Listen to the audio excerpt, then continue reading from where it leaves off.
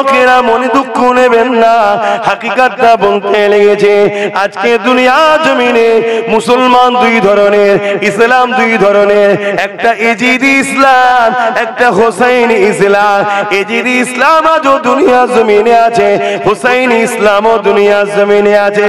হোসাইন ইসলাম গুন্ডা গর্দান দিতে হলে দেবো, জালিম অত্যাচারী শাসকের বিরুদ্ধে লড়াই করে আমার নবীর দ্বীনকে হিফাজত করব।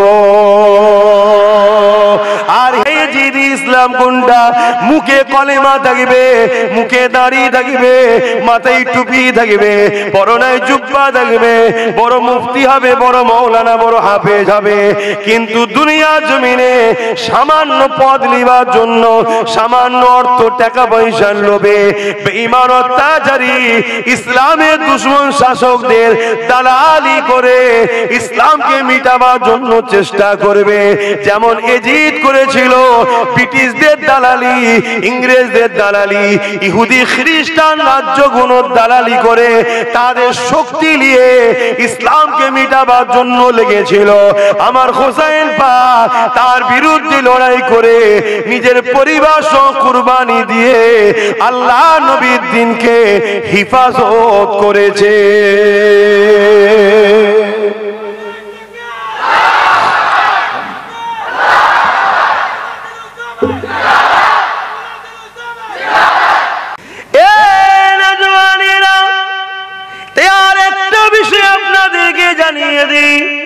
আজ যদি আমাদেরকে বাঁচতে হয়, সর্বপ্রথম আমাদের কাজ হলো মুনাফিক উলামা দিগকে চেনা, মুনাফিক আলেম দিগকে চেনা, মুনাফিক মুফতি মৌলানাদেরকে চেনা। কেননা ইমাম পাক যখন কারবালাতে পৌঁছে গেলেন ৭২ জন মানুষকে নিয়ে ইমাম পাক যেতেছিলেন, এমন করে কুফার দাওয়াতে যেতেছিল। যেমন আপনারা আমাকে দাওয়াত দিয়েছেন, আমি আসছি। ইমাম পাক লড়াইয়ের উদ্দেশ্যে বেরোয়নি। যদি লড়াইয়ের উদ্দেশ্যে কেউ বেরোতো, স্ত্রী বাচ্চা বোন পরিবারকে নিয়ে কখনো কেউ বেরোতো না। তারা তো যুদ্ধের সৈন্য নিয়ে, অস্ত্র নিয়ে বেরোতো। কিন্তু ইমাম পাককে কুফার মানুষেরা দাওয়াত দিয়েছিলেন, তাই ইমাম পাক পুরো পরিবার নিয়ে মাসকে মাস দিনের দাওয়াতের জন্য বেরিয়ে গিয়েছিলেন। এ যুবকেরা, তরুণেরা, বাপেরা, ওই কুফার জমিনে যখন ইমাম পাক পৌঁছালে, ওই সময় গিয়ে দেখতে লেগেছে ২২,০০০ সৈন্য ইমাম পাককে ঘিরে ফেলেছে। ২২,০০০ সৈন্য। কত সৈন্য? সবাই বলুন। ২২,০০০। রোদে কষ্ট হচ্ছে। যুবকেরা ২২,০০০ সৈন্য ঘিরেছে।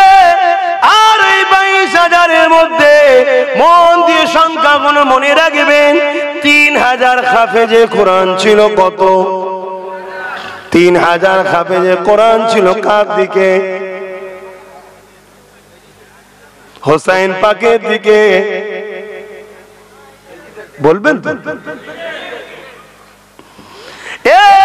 যুবকেরা, ইমাম পাক তো মাত্র ৭২ জন নিয়ে গেছে, আর ২২,০০০ এজিদ বাহিনী, তাদের দিকে ৩,০০০ হাফিজে কোরআন ছিল, ৩,০০০ আর এমন করে মুফতি ছিল, ৭,০০০ আলেম ছিল। সব মিলিয়ে ১৩,০০০ মুফতি মৌলানা আলেম, যারা কিনা এজিদের সামান্য গদি পাবার জন্য, এজিদের পদ পাবার জন্য, এজিদের কাছে ভাতা পাবার জন্য, এজিদের কাছে ভিক্ষা পাওয়ার জন্য, এজিদের কাছে সামান্য সম্মান পাওয়ার জন্য, এজিদের সঙ্গে ফটো তোলার জন্য, এজিদের সঙ্গে এক মেম্বারে বসার জন্য, এজিদ তাকে পাশে দাঁড়াবে, এজিদ তাকে সাহায্য করবে, এজিদ তার বিরোধী করবে না, এই সম্মানটুকু পাওয়ার জন্য ১৩,০০০ মুফতি মৌলানা হাফেজ নবীন নওয়াজা ইমাম হোসাইনের বিরুদ্ধে লেগেছিল। তাহলে আজকের দিনে কত হাজার হাফেজ, কত হাজার মুফতি, কত হাজার আলেম সেই নবীর দ্বীনকে মিটাবার জন্য আজকের জালিম এজিদ শাসকদের দলে দালালি করছে। এখন আমাদেরকে বোঝা দরকার আছে না? না, এই আজকে মাদ্রাসা মাদ্রাসাগুলো ধ্বংস হয়ে যাচ্ছে, এই উলামাদের মুখে কোনো কথা নাই। আজকে মাদ্রাসায় নাকি জঙ্গি পাওয়া যাচ্ছে, এই আলেমদের মুখে কোনো প্রতিবাদ নাই। ওদিকে ওয়াকফ সংশোধনীয় বিলের নামে মসজিদ মাদ্রাসা কবরস্থানগুলোকে মিটিয়ে দিয়ে ইসলামের চিহ্নগুলোকে মিটিয়ে দিতে চাইছে, প্রমাণ করতে চাইছে ভারতের বুকে কোনো মসজিদ মাদ্রাসা ঐতিহাসিক কিছু নাই, এরা স্বাধীনতার পরে এসেছে। তাই এই 20 বছরের মসজিদ, 30 বছরের মসজিদ রয়েছে, ইসলামের যে প্রাচীন হাজার হাজার বছর ধরে ভারতের বুকে ইসলাম রয়েছে, এগুলোকে মুছে দাও, এগুলোকে মিটিয়ে দাও। আজকে কোন উলামাদের মুখে কথা নাই, এবং যেসব মুসলমানরা রাজনীতির নেতা হয়েছে তাদের মুখে কোনো প্রতিবাদ নাই, লড়াই নাই। শুধু মুসলমানকে বোকা বানাবার জন্য কিছু কিছু জায়গায় মাইক লাগিয়ে দিয়ে একটু না বললে নয় তাই বলতেছে। সেইভাবে তারা রোড অবরোধ নয়, সেইভাবে তারা রাস্তা জাম নয়, সেইভাবে তাদের আন্দোলন নয়, সেইভাবে তাদের প্রতিবাদ নয়। যেভাবে প্রতিবাদ সে তার কাফের নেতার জন্য করে, যেভাবে প্রতিবাদ তার দুনিয়ার বেঈমান নেতার জন্য করে, তাহলে বুঝতে বাকি রইল না এরা হলো 72 দলের মুসলমান। এরা যদি জান্নাতি দলের মুসলমান হতো, এরা অবশ্যই দুনিয়ার কাফের নেতার কথা ভাবতো না। দুনিয়ার কাফের নেতার কথা না ভেবে আল্লাহর জন্য, নবীর জন্য এরা জানকে বাজি লাগিয়ে ঝাঁপিয়ে পড়তো। তখন দেখতে তোমাদের মতো সাধারণ যুবকরা তাদের পিছনে দাঁড়িয়ে যেত।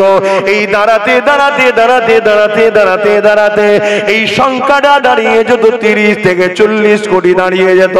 এই 30-40 কোটি যখন এক জায়গায় দাঁড়িয়ে যেত, পৃথিবীর কোন শক্তি নাই এই জমিনের উপরে আল্লাহর পাগলদের বিরুদ্ধে লড়াই করে ইসলামকে মিটিয়ে দিতে পারবে। এই ক্ষমতা কোনো মা তার বাচ্চাকে দুধ পান করায়নি, কেননা ইতিহাসের পাতা সাক্ষী দিতে লেগেছে। বদরের ময়দানে 313 জন 1000কে বুঝিয়ে দিয়েছিল। খাইবারের জমিনে এই যুবকেরা এমন করে সালাউদ্দিন আইবির নেতৃত্বে 12,000-এর মোকাবেলায় এমন করে খ্রিস্টান বাহিনী স্লিপ বিনা 4 লক্ষ ছিল। ওই 4 লক্ষকে সালাউদ্দিন আইবি 12,000 দিয়ে মোকাবেলা করতে নেবে 4 লক্ষর জবানা জব্দ করে দিয়েছিল।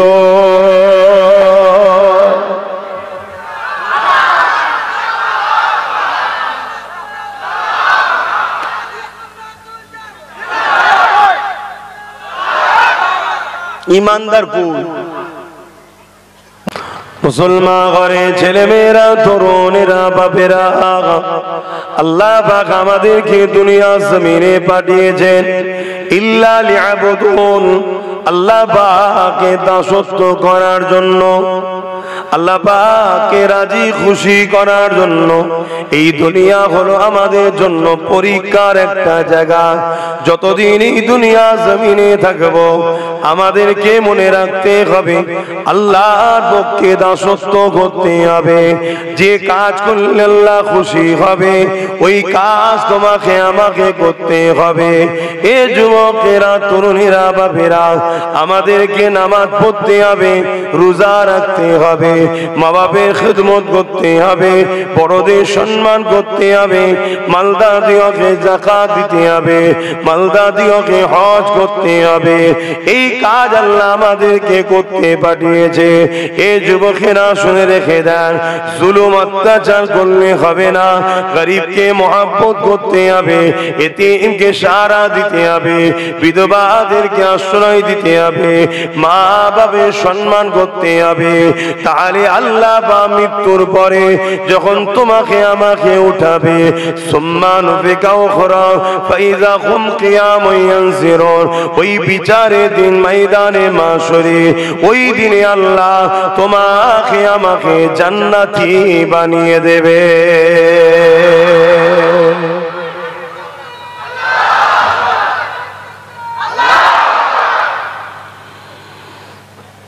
এটাই হলো আমাদের কাজ।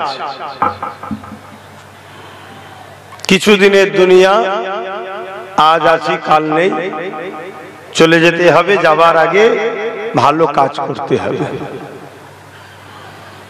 কেননা কবরের জমিনে একা থাকতে হবে, ওই কবরের জমিনে আপনার সঙ্গে কেউ যাবে না। কবরের জমিনে আপনি যখন যাবেন, ঈমান হালে নেক আমল যেগুলো করবেন ওগুলো আপনার সঙ্গে কবরের জমিনে যাবে।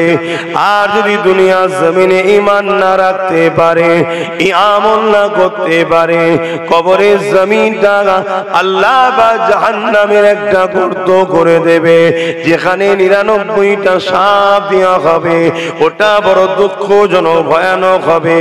আর যারা ঈমান অবস্থাতে আমল করবে, আল্লাহ পাক তাদের কবরকে জান্নাতের একটা টুকরা করে দেবে এবং দুজন ফেরেশতা এসে ওই মর্দা বান্দা বান্দিকে আল্লাহ পাকের জান্নাতে মতির হার পরিয়ে দেবে।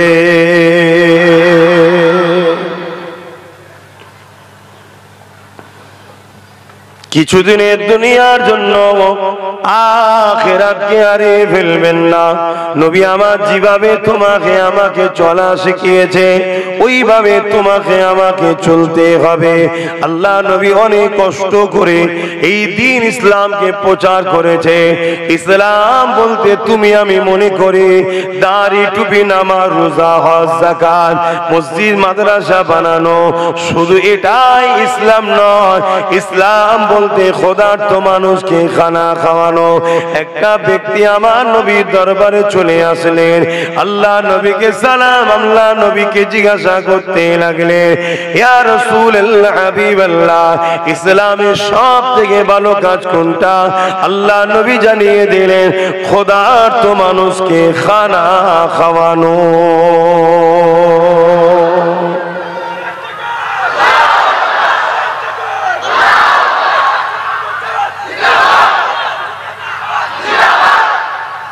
ইসলামের সব থেকে ভালো কাজ কি? ক্ষুধার্ত মানুষকে খানা খাওয়ানো। ওই ব্যক্তিটা জিজ্ঞাসা করলো, ওই ক্ষুধার্ত মানুষ যদি অমুসলিম হয়, ইসলামকে যদি না মানে, তাকে কি খাওয়াতে পারবে? আল্লাহ নবী জানিয়ে দিলেন, আমি তো বললাম ক্ষুধার্ত মানুষ, এখানে ক্ষুধার্ত মুসলমান তো আমি বলিনি। মানুষ যে হবে তাকে যে খানা খাওয়াবে, আল্লাহ নবী জানিয়ে দিলেন তার উপরে আল্লাহ রাজি হয়ে যাবে। এ যুবকেরা এই বিষয়ে আর একটা কথা বলি শোনে, কিয়ামতের দিনে আল্লাহ পাক একটা বান্দাকে উঠাবে, হিসাব নিবার জন্য ডাকবে, ওরে আমার বান্দারে হিসাব দে, কি করেছিস তোরা আমাকে বল।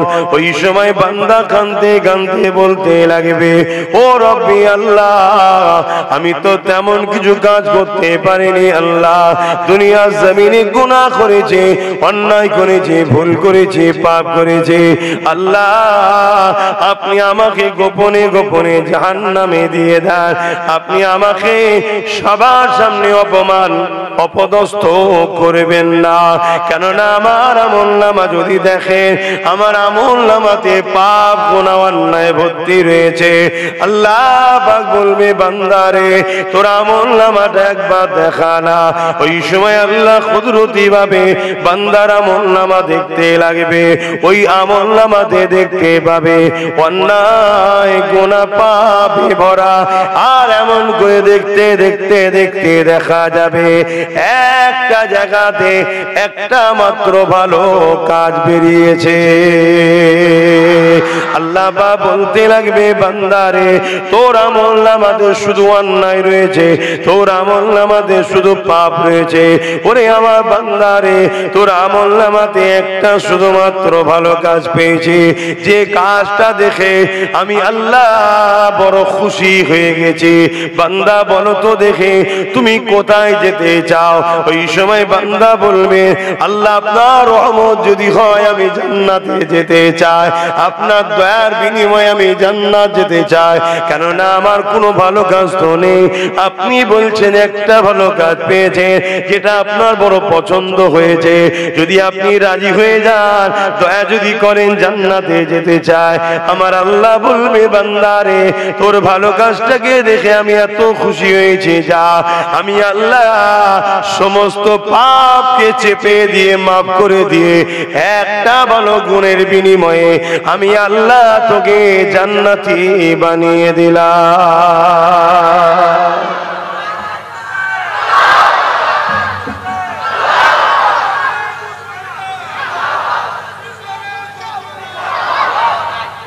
আল্লাহ, শুনছেন তো আপনার আওয়াজ? এগুলো ওয়াজ ঠিকই, কিন্তু আসল ওয়াজ নয়।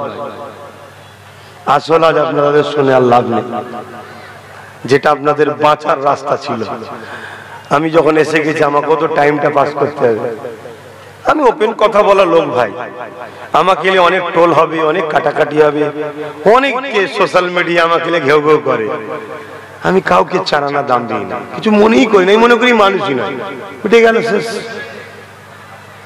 যন্ত্রণা নিলে তো যন্ত্রণা, যন্ত্রণা যদি না লি তো যন্ত্রণা না। আমি যদি মাইন্ডেই না লি মিটে গেল। তো তোমরা যেটা শোনার লোক ভাই তোমরা সেটা শোনো। আমি একটুখানি কোন রকম ভাবে শুনিয়ে দিয়ে আল্লাহর হাওয়ালায় বেরোই। আমি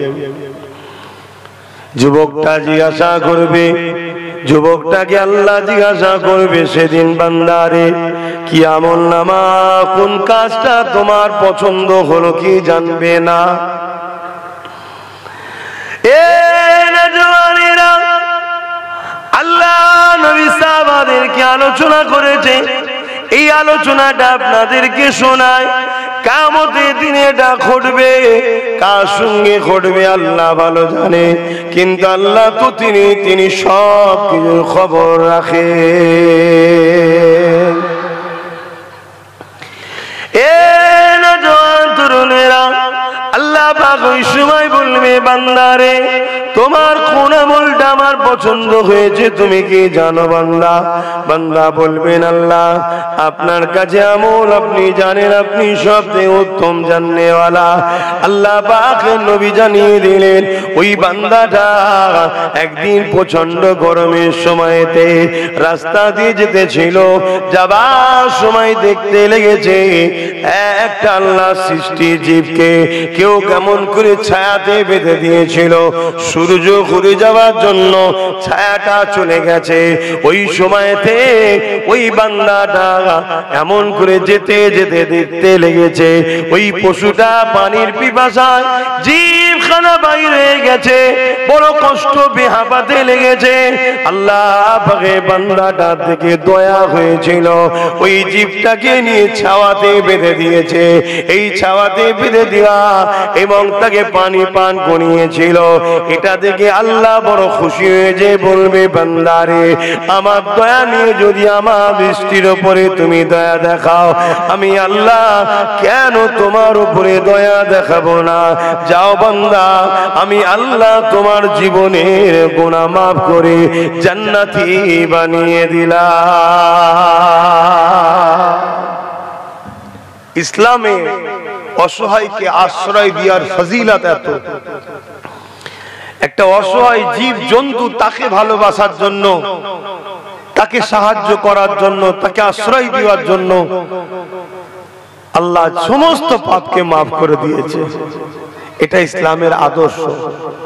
ইসলাম জুলুমকে পছন্দ করে না, ইসলাম সহযোগিতা ভালোবাসাকে পছন্দ করে। জোরে বলুন সুবহানাল্লাহ। তাহলে আল্লাহ নবী বললেন, ইসলামের সব থেকে ভালো কাজ ক্ষুধার্ত মানুষকে খানা খাওয়ানো। তাই আমাদেরও উচিত হবে আমাদের নিজ নিজ এলাকায় যারা গরিব মানুষ আছে তাদের পাশে ধনীদের দাঁড়ানো। নাম কামাবার জন্য চারিদিকে টাকা অর্থ না দিয়ে গোপনে গোপনে গরিবকে দেন, গরিবকে দেন। কেন অন্যজনকে দিলে হয়তো দুনিয়ায় আপনার একটু ফটো উঠবে, দুনিয়ার লোক হয়তো আপনাকে বলবে অর্থশালী দানশীল, কিন্তু আপনার আখিরাত বেকার হবে। আপনি যদি গোপনে গোপনে গরিবকে দেন, গরিব আল্লাহর কাছে হাত তুলে বলবে, আল্লাহ তোমাকে দুনিয়া আখিরাতে শান্তি দিক। গরিবের এই দোয়া আল্লাহ কবুল করে। জোরে বলুন সুবহানাল্লাহ।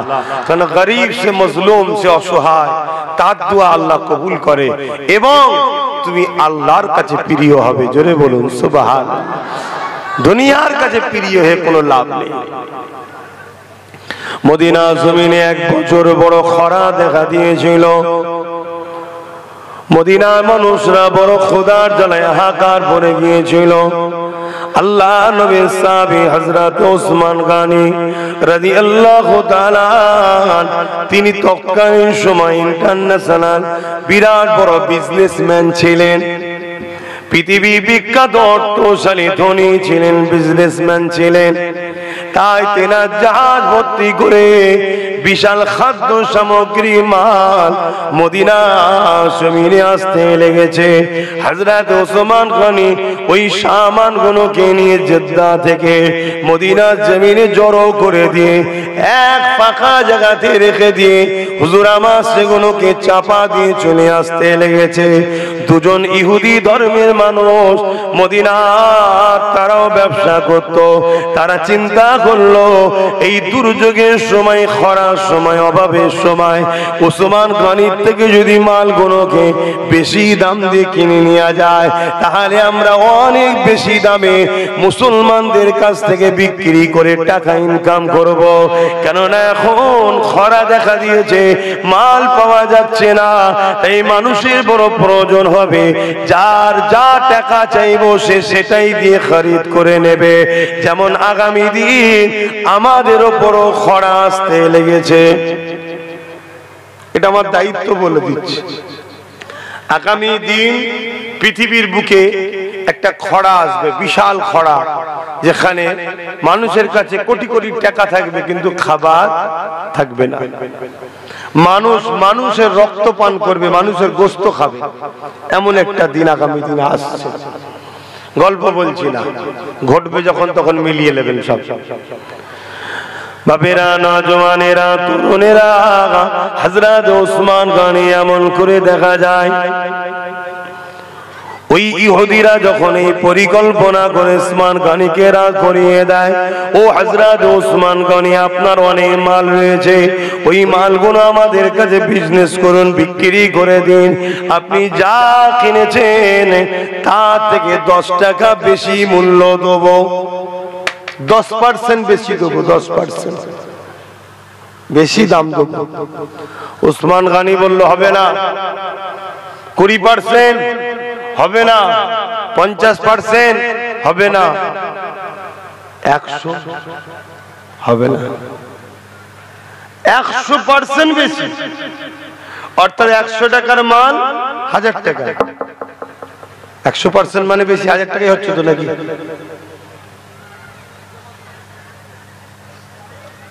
100% হলে 200 টাকা হবে, 200 টাকা, 100 টাকা বেশি দেবো, সোজাসুজি কথা যেটা আপনারা বুঝবেন। 100 টাকা, 100%, 100 টাকা বেশি দেবো, তার মানে ডবল। যা কিনেছেন তার ডবল দেবো। 1 লাখ টাকার মাল থাকলে 2 লাখ, 1 কোটির মাল থাকলে 2 কোটি, 100 পিস মাল থাকলে 200 পিস, ডবল দেবো। ওসমান গনি বলল তাও হবে না। তখন ইহুদি দুজন ধর্মগুরু ভাবলো, ধর্মের লোকেরা ভাবলো আমরা ইহুদি বলে মনে হয় বিক্রি করবে না। তো বলল তোমরা যদি ওসমান তুমি যদি এর থেকে কমে মাল বিক্রি করো তাহলে কিন্তু তোমার সঙ্গে ঝগড়া হবে। ওসমান গনি বলছে শোনো, আমি 100 টাকার মাল 700 টাকাতে, বুঝাবার জন্য বলছি যে ভাষাটা সহজে বুঝবে, আমি অলরেডি বিক্রি করে দিয়েছি। জোরে বলুন সুবহানাল্লাহ। কার কাছে? কালকে ফজরের নামাজ পর মদিনার নববী শরীফে আসবে, দেখে নেবে আমি কার কাছে বিক্রি করেছি। ইহুদিগুলো সকাল সকাল এসে হাজির, নামাজ হয়ে গেছে, নবী পাক সাল্লাল্লাহু আলাইহি সাল্লাম সাহাবাদের নিয়ে বসে আছেন। হযরত ওসমান গনি দাঁড়িয়ে গেলেন, হুজুর মদিনায় খরা দেখা দিয়েছে, মানুষগুলো বড় কষ্ট পাচ্ছে, খোদা যারা সহ্য না করতে পেরে বাচ্চাগুলো কাঁদাকাটি করছে, তাদের গার্জেন পরিবার বাচ্চাদের কান্না দেখে তারাও বড় পেরেশানের মধ্যে রয়েছে। ইয়া রাসূলুল্লাহ, হাবিবাল্লাহ, আমার জাহাজ ভর্তি খাদ্য সামগ্রী এসেছে, যেগুলো অমুক ময়দানে রাখা আছে। ইয়া রাসূলুল্লাহ, হাবিবাল্লাহ, ওই মালগুলো মদিনার গরীব মানুষদের জন্য আল্লাহর রাস্তায় দান করে দিলাম। আরো জোরে বলুন সুবহান। এ যুবকেরা, তরুণেরা, বাপেরা, আমার আল্লাহ কোরআনে জানিয়ে দিয়েছেন 10 থেকে 70 700 গুণ পর্যন্ত আল্লাহ পাক বরকত দেয়। ওসমান গনি জানিয়ে দিল, এই ইহুদি সম্প্রদায়েরা আমি আমার আল্লাহর কাছে মালকে দিয়ে দিয়েছি, এর বিনিময়ে কিয়ামতের দিনে 700 গুণ বেশি আল্লাহ থেকে নেব।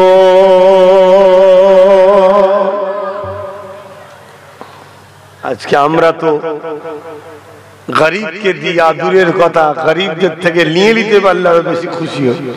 গরিবের দেখা যাচ্ছে রাস্তার ধারে একটা বড় জায়গা আছে, সেটাকে কি করে কম পয়সায় লিয়া যায় বা হুমকি চুমকি দিয়ে দখল করে লিয়া যায়, এটা এখন আমাদের অনেকের মেন্টালিটিতে তৈরি হয়েছে।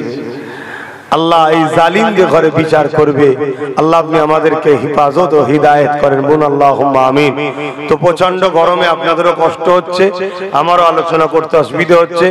আসুন, এসেছিলাম একটু হাজিরির জন্য, হাজিরি দিলাম, একটু সালাম করব, দোয়া করব। ইয়া নবী সালাম।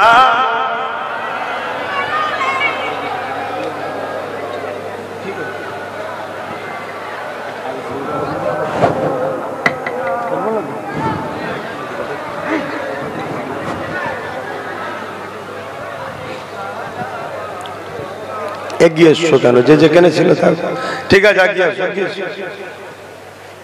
এগিয়ে এসো। দেখো এটা কোনো সব ভেঙে না যায়। তালা আল বদর আলাইনা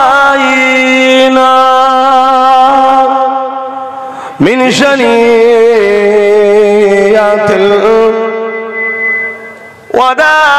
وداي وجب الشكر علينا ما دعا لله أحداي يا نبي سلام يا رسول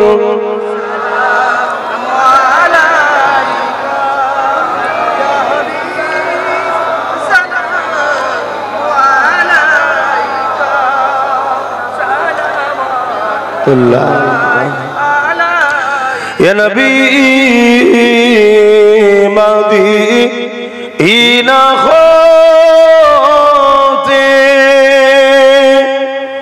সব কিছু পারে দেখিতে, মোদের লাশ কবরে এ রাখিলে লইবেন আপন করে। নবী সালাম ইয়া রাসূল ইয়া হাবিব সালাম আলাইকা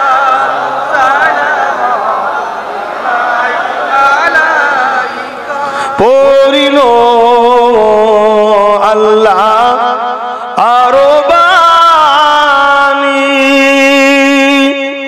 পোহানো দুঃখে এ রজনী হইল জগৎ অনুরানী আমিনা নয় ও নির্মণী নবী সালাম ইয়া রাসূল ইয়া হাবিব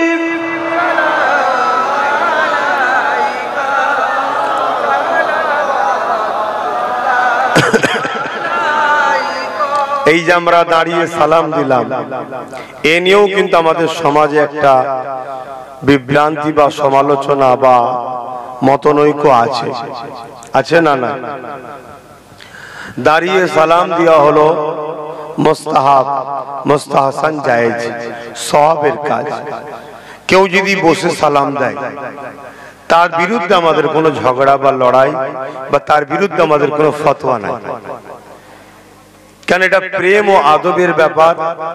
সে নবীকে কেমন প্রেম করবে, আদব করবে, সেটা তার হৃদয়ের ব্যাপার। সে বসে দিয়ে ঠিক করলো কি ভুল করলো, সে হুজুরের সঙ্গে জবাব দেবে।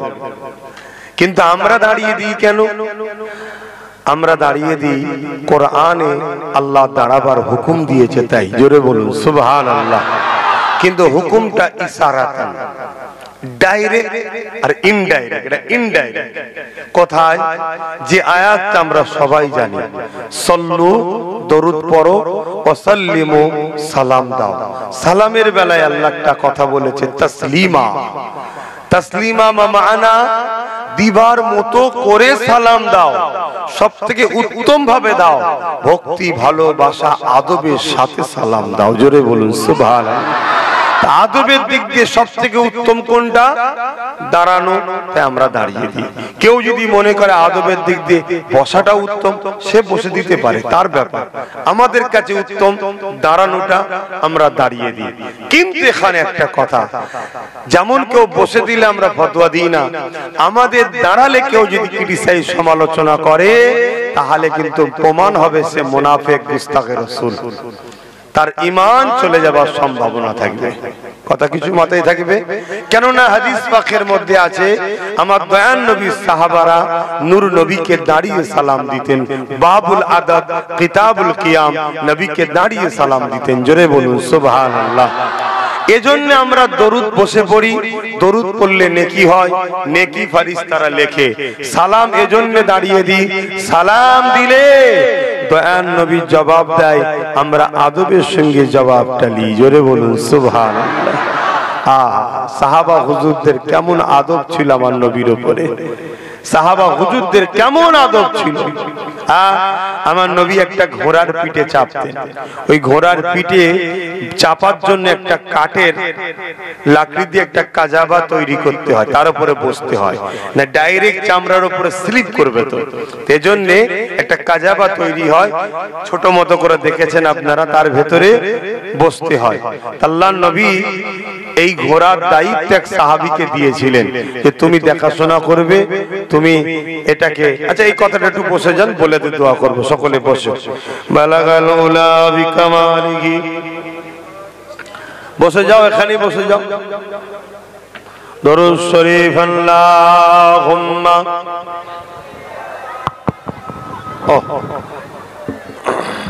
মানুষের রোদে কষ্ট হচ্ছে, একটু তেরপল দিতে হয়। আরে কবে কি হয় কোনো ঠিক আছে? মানুষের রোদে কষ্ট হচ্ছে, নাই ঠিক আছে, ঠিক আছে। মানুষের তো রোদে কষ্ট হচ্ছে। কি গো ভাই, যারা রোদে বসে আছেন, না একটু কষ্ট হচ্ছে ভাই? হ্যাঁ,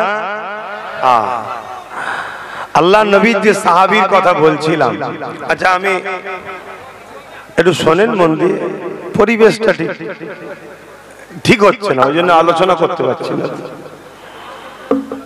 দেখুন আবার ইনি উঠে বললো চেপে যান, ভাল ধরে বসি। এই একটা একটা করে আপনারা কথা বলেন, তুমি মজ করবো কি করে? আল্লাহ নবীর ওই সাহাবীকে দায়িত্ব দিয়েছিল যে তুমি আমার ঘোড়াটাকে দেখাশোনা করবে, কাজাবা বাঁধবে। একদিন রাসূল পাক সাল্লাল্লাহু আলাইহি ওয়াসাল্লামের পক্ষ থেকে পয়গাম এলো, হুজুর আমার বিশেষ কোনো কারণে এখনি বাহির হবে, হুজুরের ঘোড়ার পিঠে কাজাবাটাকে বেঁধে দেওয়া হোক। তখন গভীর রাত এবং শীতের রাত, গভীর রাত ও শীতের রাত। তো সাহাবী চিন্তা করছে, সাহাবীর গোসল ফরজ হয়েছিল, বাকিটা আপনারা সবাই বুঝতে পারছেন। সাহাবীর গোসল করা ফরজ হয়েছিল, গোসল করতে হবে। তাই সাহাবী ভাবছে এই অবস্থায় এক্ষুনি যদি ঠান্ডা পানিতে গোসল করতে যায়, মক্কা মদিনায় যেমন গরম দেখছেন, শীতের সময়তে তেমন প্রচন্ড ঠান্ডা, পাথর এলাকা তো প্রচন্ড ঠান্ডা, জান চলে যেতে পারে। জান বাঁচানো কি ফরজ, জান বাঁচানো ফরজ। তো সেই জায়গাতে পানি গরম করতে হবে, করে গোসল করতে গেলে অনেকটা দেরি হয়ে যাবে, কিন্তু হুজুরের হুকুম এখনই বাহির হবে, মেসেজ এসেছে, পেগাম এসেছে। এই সাহাবী ভাই শরীর নাপাক থাকার দরুন, গোসল ফরজ করার দরুন দেরি হবে বলে অন্য সাহাবীকে বলেছে আপনি ঘোড়ার পিঠে কাজাবাটা বেঁধে দেন। হুজুর পাক সাল্লাল্লাহু আলাইহি ওয়াসাল্লাম বেরোলেন, ঘোড়া চাপলেন, নিজের যে লক্ষ্য গন্তব্যস্থলে চলে গেলেন।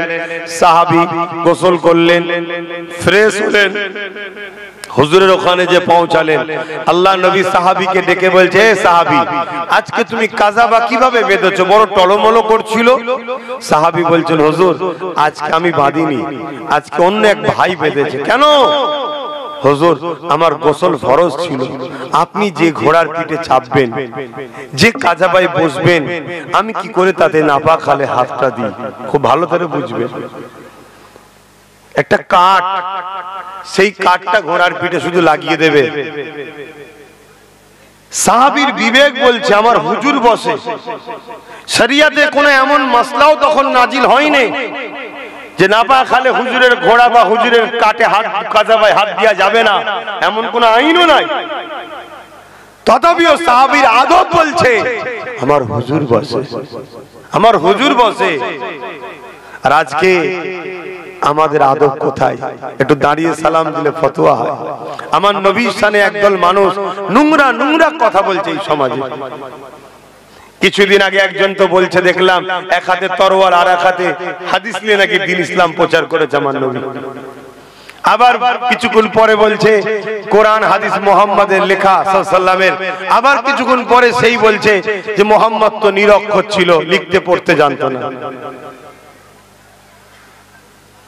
এসব গুণ একদল আমার কওমের মুনাফিক উলামা আছে, তারা এই সমাজের মধ্যে সব গুণ ছড়াচ্ছে। আমি সব বিষয়গুলো আলোচনা আপনাদের কাছে আজকে করতাম আপনাদের ঈমানের স্বার্থে, কিন্তু সময় সব আপনারা দিতে পারলেন না, আমিও বলতে পারলাম না। তবে এতটুকু বলে যাই, বিরাট ভয়ানক কালো মেঘ আসছে। এ থেকে যদি রক্ষা হতে চান, কত সংখ্যা, কত ক্ষমতা, কত কি, ওটা বড় কথা নয়, বড় কথা হলো ঈমানটাকে বাঁচান। ঈমান যদি ঠিক থাকে আল্লাহ সাহায্য পাবেন। মুসলমানের উপরে আল্লাহ সাহায্য হয় না, মুমিন মুসলমান ইমানদারের উপরে আল্লাহ সাহায্য হয়। আরে মুসলমান তো সবাই, যারা ইমাম হোসেন হুজুরের বিরুদ্ধে তরবাল ধরছে তারা বলছে আমরাও তো মুসলমান, যারা হযরত আলী হুজুরকে শহীদ করেছে তারাও তো বলছে আমরাও মুসলমান, যারা আজকের দিন আমার নবীকে আমাদের মতো মানুষ বলে, মরে গেছে বলে, সাফাত করতে পারবে না বলে, তারাও তো বলছে মুসলমান। আল্লাহ নবী বলেছেন আমার উম্মতের মধ্যে ৭৩টা দল হবে, ৭২ দলের মাথায় আলেম উলামা, দাড়ি টুপি, নামাজ রোজা সব থাকবে, এরপরেও তারা জাহান্নামী হবে, তারাও তো বলছে মুসলমান। শুনছেন? সাহায্য আল্লাহর পাবে ঈমানদার মুমিন মুসলমানরা। অতএব ঈমান ঠিক করুন, ঈমান ঠিক করুন। কিন্তু আজকে দিনে ঈমান চুরি করার একটা ষড়যন্ত্র চলছে।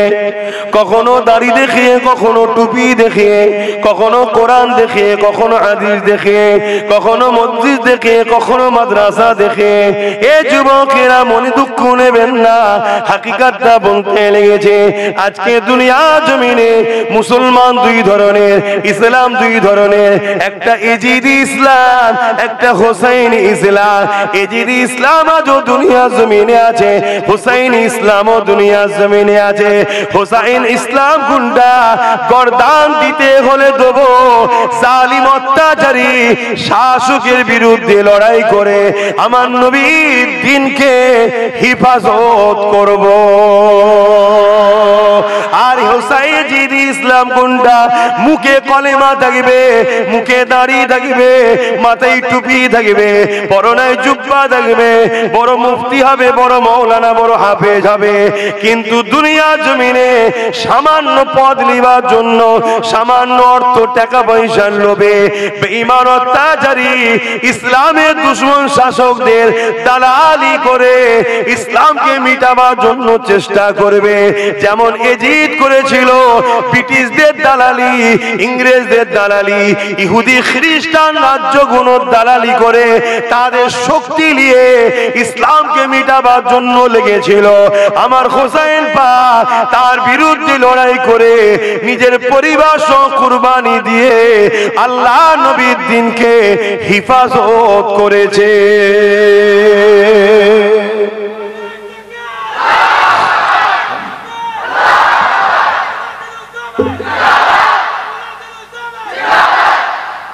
ইসলাম দুই ধরনের, কি বললাম? এই ওয়াজ শুনছেন তো? মেনে নিতে পারছেন না? মুসলমান কয় ধরনের?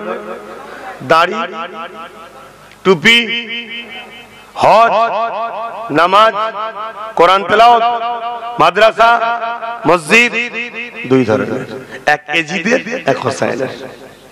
আপনি কোন দিকে থাকবেন এবার ঠিক করুন। না, আমি তো হোসাইনের দিকে থাকবো, চিনবেন কি করে? চিনবেন কি? দাড়ি তো দুদিকে, নামাজ তো দুদিকে, রোজা তো দুদিকে, হজ তো দুদিকে, মসজিদ দুদিকে, মাদ্রাসায় দুদিকে, কোরআন দুদিকে, হাদিস দুদিকে, সব কিছু আছে, চিনবেন কি করে? এসব কথা কোনো বলতে গেলে সময় লাগবে, আর না আমি বলবো এক, বুঝবেন আর আরো সমালোচনা বাড়বে। ঈমান হেফাজত করেন।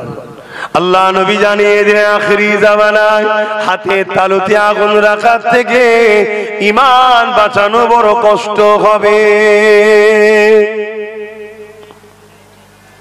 হাতের তালুতে কি আগুন রাখতে পারবেন? ওর থেকেও কষ্ট ঈমান বাঁচানো। আজকে সেই সময় এই যে মাঝে মাঝে একটা একটা করে অমুসলিমরা ইসলামের বিরুদ্ধে বলছে না, বলছে না? বলেন কেন বলছে? এগুলো বলে দেখছে দুনিয়ায় মুসলমান তো সবাই দেখছি এরা ইমানদার না বেঈমান, এটা টেস্ট হচ্ছে। যখন দেখে নেবে যে বেঈমান মুসলমান হয়ে গেছে, ইমানদার মুসলমানের সংখ্যা নেই ধরতে গেলে, তখন ওরা হামলার জন্য আগাবে। এটা টেস্ট। তার নমুনা কিন্তু আমরা বুঝতে পারছি। কেন? আজ থেকে 2-3 বছর আগে মসজিদ মাদ্রাসা ইসলামের বিরুদ্ধে কিছু হলে আন্দোলন হতো। আজকে কত বড় একটা কথা বললো, এক হাতে কোরআন এক হাতে হাদিস নিয়ে মোহাম্মদ ইসলাম প্রচার করেছে। বা আমার মাদ্রাসা থেকে, পশ্চিম বাংলা মাদ্রাসা থেকে রাজ্য সরকার কোরআনকে তুলে দিয়েছে, কই আন্দোলন হচ্ছে? কথা বলে, তার মানে ইমানদার নেই, ইমানদার নেই। আপনি আমার কথা শুনতে মজা লাগতে পারে, কিন্তু নবী বলছে একটা দিন আসবে মসজিদ ভর্তি লোক থাকবে, একটা ইমানদার থাকবে না। আমাদের তো ব্রেনে ঢুকিয়ে দেওয়া হয়েছে নামাজ দাড়ি টুপি, নামাজ দাড়ি টুপি, ও ইমানদার, ইমানদার, নামাজ পড়লে ইমানদার। আল্লাহ নবী বললেন আমার উম্মতের মধ্যে 73টা দল হবে, 72টা জাহান্নামী হবে। সাহাবারা বলতে লাগলেন ইয়া রাসূলুল্লাহ 72 দল যে জাহান্নামী হবে তারা কি নামাজ পড়বে না? আল্লাহ নবী বললেন পড়বে। তাদের কি রোজা থাকবে না? নবী পাক বললেন থাকবে। তারা কি হজ করবে না? নবী পাক বললেন করবে। তারা কি দান খয়রাত করবে না? নবী বললেন করবে। তারা কি কোরআন পড়বে না? নবী বললেন করবে। তাদের কি হাদিস শিক্ষা থাকবে না? নবী বললেন থাকবে। সব থাকবে, এরপরও তারা জাহান্নামী হয়ে যাবে। ইয়া রাসূলুল্লাহ, হাবিবাল্লাহ, কারণ কি হবে? আল্লাহ নবী এক কথাই উত্তর দিয়ে দিলেন, তাদের অন্তরে আমি রাসূলুল্লাহ আমার খাইয়া থাকবে না, অর্থাৎ আমার আদব ভালোবাসা পিয়ার থাকবে না। নামাজ থাকবে, রোজা থাকবে, দাড়ি থাকবে, হজ থাকবে, দান গায়রা সবই থাকবে, আল্লাহ নবীর প্রেম ও আদবটা থাকবে না। এই জন্য তারা সব বেঈমান জাহান্নামী হয়ে যাবে। যে দলটা জান্নাতি হবে তাদের মধ্যে নামাজ রোজা দাড়ি টুপি থাকবে, কিন্তু রাসূলুল্লাহর প্রেম ও আদব থাকবে। আজকে ইমানদার কই? আমাদেরকে যারা কন্ট্রোল করে, নিয়ন্ত্রণ করে, আমাদের মাথায় যারা বসে থাকে, কই? এত বড় বড় কথা হচ্ছে ইসলাম বিরোধী, প্রকাশ্য। গত দুদিন আগে কলকাতায় কথা হয়ে গেল, ইসলামকে মুক্ত করতে হবে, ইসলামকে মিটিয়ে দিতে হবে। দেখেছেন সোশ্যাল মিডিয়া? হ্যাঁ কি না বল? কই আন্দোলন হচ্ছে? কেন হয়নি আন্দোলন? হয়নি কেন? তোমার বাপের বিরুদ্ধে বললে একটু ঝগড়া হয়ে যায়, তোমার মায়ের বিরুদ্ধে বললে ঝগড়া হয়, ইসলামের বিরুদ্ধে বললে আন্দোলন হচ্ছে না কেন? এটা টেস্ট করে করে দেখছে যারা আমাদেরকে বেঈমান বানাতে চাইছে, তারা টেস্ট করে করে দেখছে সংখ্যা বেঈমানের বাড়ছে। নামে মুসলমান 3 কোটি 3.5 কোটি, ইমানদার কটা? নামে মুসলমান ভারতবর্ষে 20 কোটি, ইমানদার কটা? কি গো বুঝছেন তো নাকি? মনে রেখে দিও, ইসলামের জন্য আল্লাহ যথেষ্ট।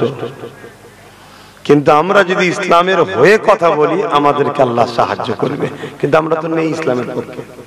যদি বলেন আছি তো, কই আন্দোলন কই, কই প্রতিবাদ কই, কথা কই? এত জলসা হচ্ছে, মৌলী সাহেব গুলো মেম্বারে দাঁড়িয়ে বলে, মসজিদের ইমাম গুলো বলে, কথা বলে, বলতে পারবে না। বললে এক গ্রামবাসী তাড়িয়ে দেবে। কেন? আকসার মসজিদের দায়িত্বে যারা আছে সব জায়গায় এখানে না হতে পারে, বেশিরভাগ জায়গায় 100-র মধ্যে 70টা মসজিদের কমিটির মধ্যে ইসলাম বিদ্বেষীরা ঢুকে গেছে। যেই বলবে মসজিদে দাঁড়িয়ে দাঁড়িয়ে, অমনি বলো তুমি যাও, কালকে চলে যাও। আর 2 নম্বর ইমামও চিন্তা করছে দরকার নেই, আমার যা মাসে 3000 আছে ওটাও বন্ধ হয়ে যাবে। শুনছেন না? শোনেন? আর 3000টা কিসের? সুদের? দেহ বিক্রি করার? মদ বিক্রি করার? কিসের? জানে না? তো ওই টাকা খেয়ে ইমান ঠিক থাকবে? তাহলে কোথায় আমাদেরকে শেষ করছে বুঝতে পারছেন না? এজন্য দেখুন, আমার নবীর বিরুদ্ধে একটা কত বড় মিথ্যা কথা বলা হলো, যে হুজুর নাকি এক হাতে অস্ত্র, এক হাতে কোরআন হাদিস নিয়ে ইসলাম প্রচার করে। তার মানে কি? হাদিস দেখিয়েছে, যে মানতে চাই না তাকে তরোয়াল দেখিয়েছে। এটাই তো বুঝাতে চাইছে। এত বড় একটা মিথ্যার প্রতিবাদ হয়েছে। আমরা বলছি মুসলমান, আমরা বলছি নবীর উম্মত, আমরা বলছি নবীকে ভালোবাসি। আপনারা তো সাধারণ মানুষ, আপনারা আন্দোলনের ডাক পেলে তো ছুটে যাবেন, আমিও জানি। কিন্তু যারা নেতৃত্ব দিচ্ছে তারাই তো বিক্রি হয়ে গেল।